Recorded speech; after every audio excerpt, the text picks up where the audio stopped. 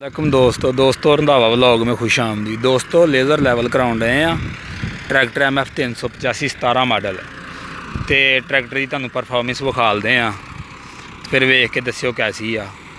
तो जेडे बंदे साडे चैनल ते नवे आ उस साडे चैनल सबसक्राइब कर लैन ताकि मजीद इस तरह दी वीडियो ट्रैक्टर दी जिहड़ियां तुहानू मिलदियां रहन।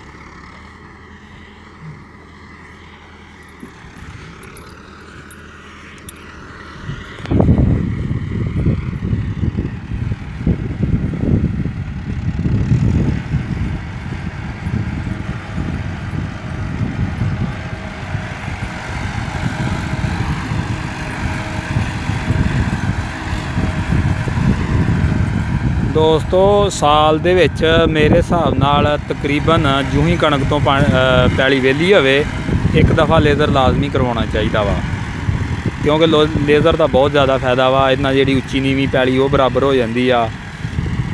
दूसरा जिहड़ा पैली माड़ी चंगी दी जिहड़ी मिट्टी वो सारी मिक्स हो जाती आ ते फिर पैली दी जिहड़ी आ वो बरीक हो जाती आ, यानी कि इसदा बहुत फायदा वा। जिस तरह के पहले वक्तों के सियाने आंदे हुंदे सी भी 100 सीण ते 1 सुहागा, तो हुण जिहड़ा वा इस दौर च यही समझ लो भी 100 सीण ते 1 लैवल बराबर आ। इन्ना फायदा लैवल का ते साडा ते तमाम जिमीदार भरावां दोस्तां नूं मेरा तो यही मशवरा वा कि साल दे विच एक दफ़ा जिहड़ा लैवल है ना वो लाजमी करवाउणा चाहीदा।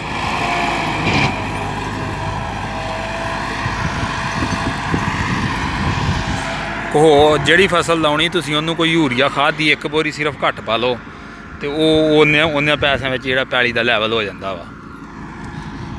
तो उम्मीद करते वीडियो तुहानूं चंगी लगी होऊ। मजीद इस तरह दी वीडियो वेखण लई जिहड़ा मेरा चैनल है सबसक्राइब कर लो। ओके जी, अल्लाह हाफिज़।